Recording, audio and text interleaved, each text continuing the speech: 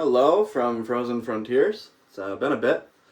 I'll explain a little bit why that has been the case in a moment. But I wanted to show you a few things that have been done with Alton's container specifically, and then as we walk back I'll show a few other things that it really has been a while since I posted. A lot has happened. So Alton's container is, as you can see, sheetrocked. I don't know if I have an actual video that shows that or if I only did that on lives. But it is sheetrocked all the way throughout. It looks really good. Probably could have turned the lighting on for it, but that's fine. You can see. But turning you around to some of the cool features here, we've got a bathroom. And all of this is fully functional. I don't have the water turned on right now because, well, people aren't here. I just don't turn it on. But toilet's really nice. It sits up above the floor. So when you need to clean and everything, you just clean all the way up underneath it. And I really hope that that drip right there isn't from pee, because that's kind of gross. And that would probably be where it drips off. So when you sit on these, don't pee out the front of them, people. Come on. Hi.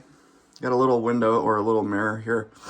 The back of this is going to be better paneling, of course, but we wanted to get something in place. These toilets are really cool. The whole like dish for them sits back behind them, so that's why it's built out a bit. You can build them into the wall, but because of how cold it gets up here, we wanted to keep as much insulation out on the edge as we could. So we built it out. It makes a little shelf too that you can put stuff on, so that's nice. Right here, this is, a lot of people are confused by this, but it's going to be cabinets from floor to ceiling. And the middle cabinet will be a fold down cabinet. Instead of like a pull out, it'll be you pull it out and down, and then you put your luggage on top of it, and then fold it up in. So that way, when you have your luggage, and you know, if people unload their luggage into like a dresser or storage space in their place, this makes it easier. You just fold it down, put your luggage right there, fold it up, and then when you need it, you can fold it down, open it up, get your things, close it, fold it back up. And I would assume that when you're unloading your luggage, you would take, your shampoo and conditioner out and put them in here, your toothbrush and stuff, and put them in here. So you would really just have clothes in whatever bag you're going to be putting in there. The shower. Kind of looked at that for a second. We've got jets on this wall, 4 of them. We've got a rainfall, regular head, and a handheld. And these are all controlled by these guys. This turny thing right here changes whether it's on this or on that, for example, or on this or on that. And you can put it in the middle and it can come out of both of them. It just decreases the water pressure a bit. So probably get a bigger tank if that becomes a problem. Right now I'm only running a 60 PSI tank, so I could bump up to an 80 and that would help a lot. The shower is pretty much ready to be tiled. We just need to get some time with both Brandon and I up here to do it, and should be good. We've got the vent in the ceiling for the airflow. There's one in here too, so airflow in both rooms. Probably turn that on and leave it on while I'm gone, just to keep the humidity inside of the house as equal to outside as it can possibly get, because we're having a little bit of an issue with that right now. I'll talk about that in a second. But yeah, we built up this little berm here, so you're showering in there, it feels like a real shower. This will close and be sealed on the other side so that you're not getting any water out of the shower, but it's completely usable right now. People have been in here and used it already. It's a nice shower. It's much better than my shower currently. I'm hoping to redo mine. But so walking out of here, turn off some of the lights in there and turn on these lights. So as you're walking into the hallway, we didn't want to do recessed lights in the hallway because we wanted to try out these LED track lights. They're pretty cool. They are really cool. I like those a lot. It gives it kind of like a different depth and a little bit of a Tron feel. There's some stuff out here, but that's mostly just because we've been working on setting things up, so we needed like a heavy table to work on and all that stuff. But there's also a deck out there now. This deck will come not even just this far, it'll actually go out past this window. But the issue that I was talking about with freezing stuff, like if it is not completely sealed out here, then you get frost buildup. And a lot of the reason for that frost buildup is the current fireplace, and I'll show you that in a second. But coming into the kitchen, so fully stocked kitchen, mini-ish fridge. The tile on the counters is just about done. We need to do the ceiling for each joint here, but I think the tile on the counter actually turned out really good. It looks fantastic, like really, really good. And the fridge is small because you're only going to be here for a few days. You don't need to buy a full-fledged fridge. But it's laid out pretty similar to my kitchen. It's just doesn't go quite as far that way by like maybe 5 inches. But it comes out this way, which I love. I wish my kitchen were like this, and my next designs for my kitchen that we'll do are like this. So now, going on to why we have condensation problems in here, I pulled the couch apart because we noticed that there was when Richie would pull out the bed under here and make this whole thing becomes like a massive couch. It's really, really cool. Like a massive bed, sorry. When we were pulling out the bed down here, he'd notice little driplets of water. And so I pulled it out, and you can see it's condensing directly on the sheetrock. Now, what that means is that there is not enough insulation underneath that window. And so it's getting really, really cold on the other side of that sheetrock, and then any condensation that's in the house condenses to the coldest spot. It's like the dew point is essentially what that is. It's where it can condense. But you see down below, down here we've got frozen, right here we've got frozen, so I'm going to need to take that sheetrock out, re-insulate the back of that really good so it doesn't get cold. The reason that we have so much frost buildup right now is because this fireplace, which is really nice, it's keeping this place nice and warm on the low. The fireplace is not vented outside yet. I'm going to be doing that either today or tomorrow. I want to do it before I go back to Utah for Christmas. So we'll get that done.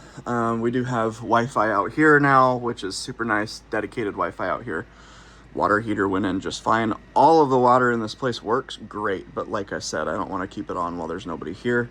Just doesn't make sense to have water in the ground when there's no heat running by it and risk the possibility of it freezing. So right now we just have a fan set up just to blow across, make sure that it gets that heat moving throughout the place as best we can.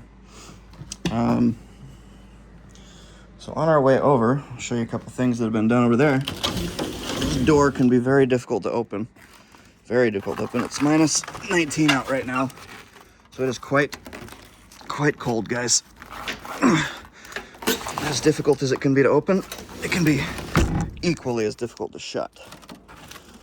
But yeah, it's all looking pretty good out here. And I will apologize in advance if my hand gets really shaky. It's pretty cold out. It's minus 19. So with all the construction that we've done, we've left a few things on the deck here. Need to just blow it off. And it's the nice thing about this Trex deck is it's pretty resilient. So you just get water on it and basically just wash it off. So the next big thing to show is that. So that is what the vertical container that we're doing will look like on each of these. We don't have plans right now to do one on Alton's, but that can change anytime. So getting that upright was a process, and I'll probably throw that in one of my videos that I'm going to edit. I just wanted to do something just to get you guys in the know of what all has changed up here. Because just the last few months has been a lot of things going on. Now, to explain while I'm walking, which is something I'm kind of lucky I can do right now, why I haven't posted a lot of content in the last little bit. So in October, I was at a trampoline park, and of all of the things to do this to me, trampoline park severed my MCL and my ACL. Superficial MCL, the deep MCL is fine. They said it's a little bit stretched out, but should tighten up. it was rough. Not being able to walk for at least a week. It was like a week and a half. And even then it was crutches, hard crutches, like not putting any weight on my leg. So what happened is I was jumping on the trampolines, and I've never really liked rectangle trampolines. They've always just bounced funny, in my opinion. But came down on one of the edges of the long side of the rectangle part of the trampoline. I think that door is open. It looks like that door is open, or maybe it's just really hot in there now. But it's probably just that it's really hot in there now. But so I came down on the edge, and when you come down on the edges of those rectangle trampolines, they forcibly bounce you a lot harder than a circular trampoline does. And if I had over the years jumped on rectangle trampolines more often, I very likely would have been more prepared for that type of bounce, but I was not. And so they forcibly bounce whatever part of you hits the trampoline away from the edge, so towards the middle of the trampoline, which is good because you don't want to go flying off the trampoline. But when you got 250 pounds coming down and the bottom half of your body wants to move this direction and the top half of your body is coming down this direction, it creates a lot of tension on the things in between, and the knee gave out pretty spectacularly. I had two knees and a massive trench in the middle where you could see, I mean, the bone wasn't sticking out, but you could very clearly see the top of my tibia and where my femur came down. Two kneecaps, and so basically the MCL and ACL completely torn. I'm kind of lucky to be walking around right now, but it's very wobbly, clunky, not right. So that's cool. But it's so a couple weeks after that, I was able to actually like put a little bit of weight on it, and my left leg has become just an absolute tank. Like muscle tone has gone through the roof, which is cool, but the other leg looks like I went back to when I was 15. It's way smaller than it used to be. So all of the injuries that were sustained during that is the patellar tendon was halfway severed. That's the tendon that goes over the front of your kneecap from your quads. It really sucks to kneel down now. It hurts quite a bit too. I have to be very careful with that. Range of motion it's close to being back. Kneeling down is really the worst part. Because those ligaments are completely severed, they won't grow back. They won't grow back into place at all. So I need to get surgery for that. That'll be in January. I'll be out for a couple weeks for that. And then recovery after that is a lifelong endeavor. So very, very cool. And yeah, be careful out there on trampolines when you've got age on you, because your body doesn't like it. Especially if you haven't been doing that kind of stuff for a while. You probably watched my beard freeze up while I'm out. I'm telling you, it's minus 19, so it's cold. Past that, there was a fracture where the PCL the PCL attaches to your femur and to the back part of your tibia. There was a partial fracture where that attaches on the tibia. It pulled the bone out a little bit, and they're hoping that that's just going to heal kind of in place. If it doesn't, then they're going to need to suture the ligament up just to tighten it down. The ACL is completely, it's not even on the MRI. The superficial MCL isn't on the MRI at all. There was one more. A very high grade sprain on the PCL.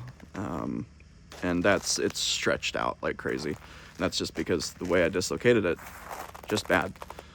Anyway, so back to this, and good, I am still recording. I've already done this shot twice, but so in here, you can see my leg, my knee. I mean, it works. It just is really, really clunky.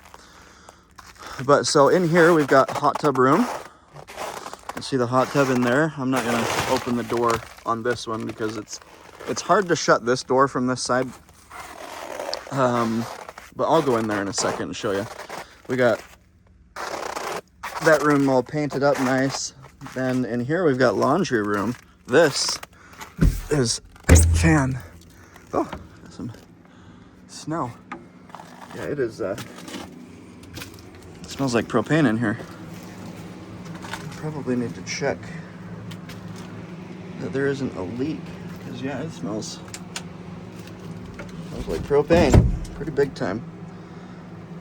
So boiler is getting worked on installing.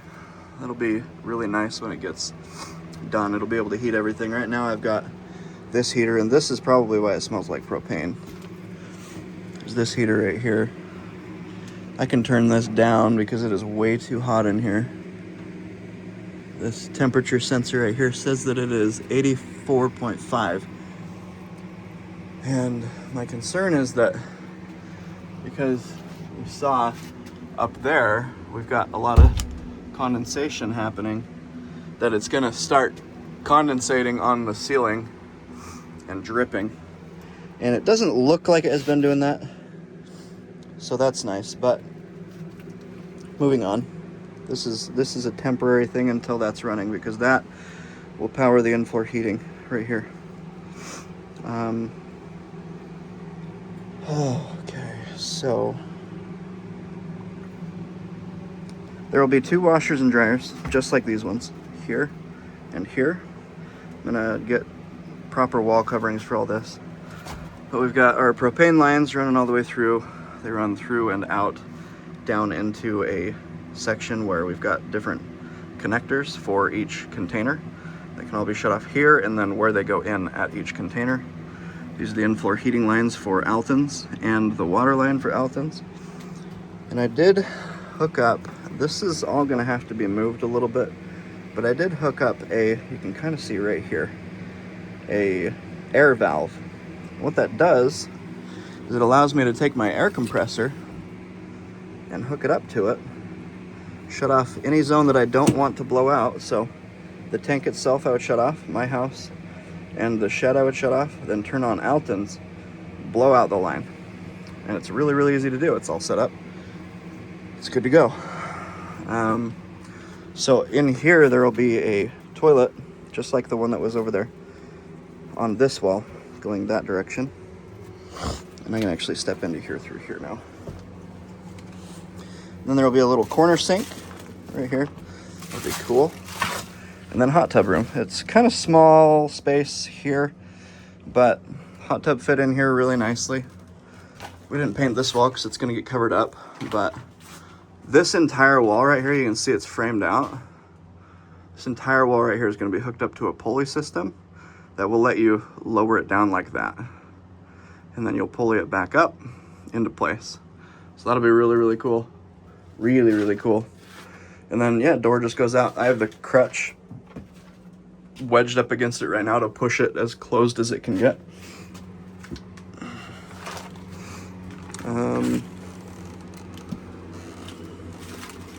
There's heated storage past this room. I won't show that at all because there's literally just storage in there. There's heated storage in that room in there, which I need because boxes of insulation, blow-in insulation, or the glue stuff, or sealant, whatever you can't let get too cold needs to stay in there. So that's where it stays. Shut off the light. And yeah, this is got a lot going on. Can probably turn the other heater down to low now too and check that out over the next few days. Because yeah, they're both on high. And I'm thinking that that's probably why we've got so much buildup up there. Especially because I don't have doorknobs on these, so it's hard to close right. You can see above this door too, we've got it quite bad. Yeah, this door is not very closed at all, actually. I wonder what's going on there. Always good to check things.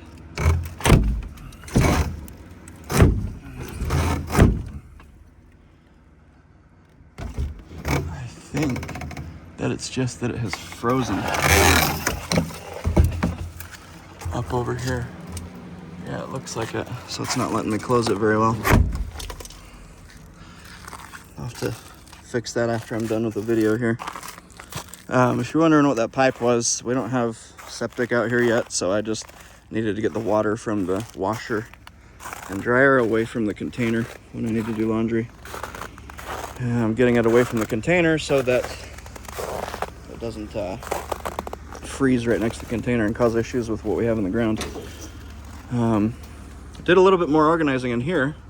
There's still more to go. There's always more to go with organizing, but this makes it super easy to come in, grab a tool, and then put the tool right back where it needs to go instead of having to fish through each of these. Man, that snow down on top of me really got me cold. Got me really cold. My finger is dying. Nothing really changed with the battery room. It's just its own room now. It doesn't have a door in the end. This container got delivered. It is mangled, but got it for ridiculously cheap, so I'm all right with that. The 20-foot container is still over there. So the 20-foot container will go here, and this one will just go whoop right up against this one and as far out as it can go. Man, my pointer finger on that hand is frozen. And the other thing that you can't see that we did that's a big deal, this line right here, these lines, they go underneath the ground, over to here, underneath the ground, back through there, and then over into the shed. And that provides me with all of the propane for my house that I could possibly need. Well, at least 1,000 gallons of it. I think that really the only other thing to show you is the solar panels down there. I'll do a quick show while I'm walking over to my cold plunge, my makeshift filter to clean out all this tree stuff that falls into it. My makeshift cold plunge, which really I just use for a hot tub. I have a spigot on my water heater that I turn on and bring hot water out here. But you can kind of see the solar panels down there. Let me zoom in a bit.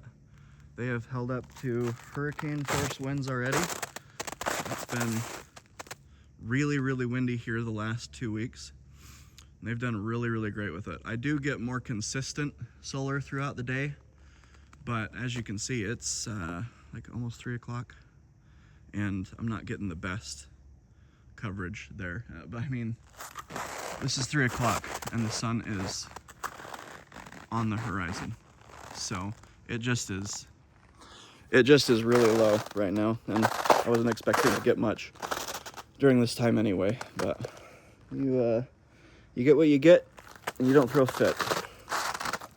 The generator has caused me a lot of headache already this year. It's a piece of crap Generac 10K generator. They're not great.